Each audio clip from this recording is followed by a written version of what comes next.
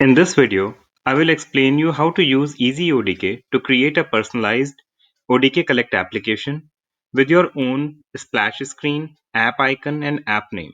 Along with this, we will also learn how to use the group option to group the forms. Please visit easyodk.com and click on Get Free Trial. You'll be taken to the login page. Let's use Sign in with Google option. Once you are logged in with Google, you will be landing to the home page. From here, let's go to sources. Let me explain you what is a source. Source is the ODK aggregate or ODK central server which you are going to use for creating the mobile application. So let's go ahead and add a new source. You can select, let's say we call it source 2. The source type is ODK, the base URL, the ID. You can add the password. You can click on test connection. This will tell you whether the connection was successful or not. This is important step because without this, we won't be able to authenticate the ODK aggregate or ODK central server. Click on save and back. This will add a new source into your system. Then let's go ahead and create a mobile application. You can click on add app and then select the source for which you're going to create the app. Please put in the app name. Let's call it Easy ODK app. Choose the splash screen and app icon in case you already have it created. You can click on hotspot to create a new application splash screen or application app icon. A separate video has been created to show you the details of how to use hotspot. Let's choose the app icon. And then you have an option of creating a trial application or a production application. So let's use the trial application because production is a paid option. Save and back.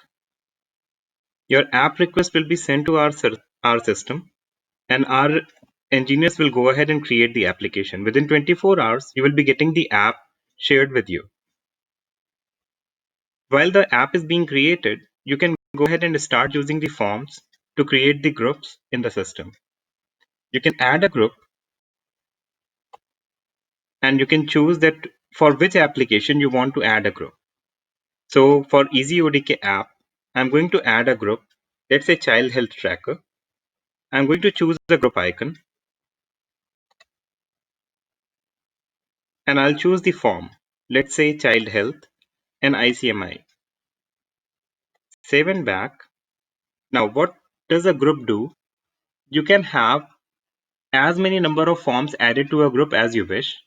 The purpose of having the group is to make the life of the enumerators easy so that they are able to see a logical segregation of the forms and they are not confused that which exactly is the form they have to fill in.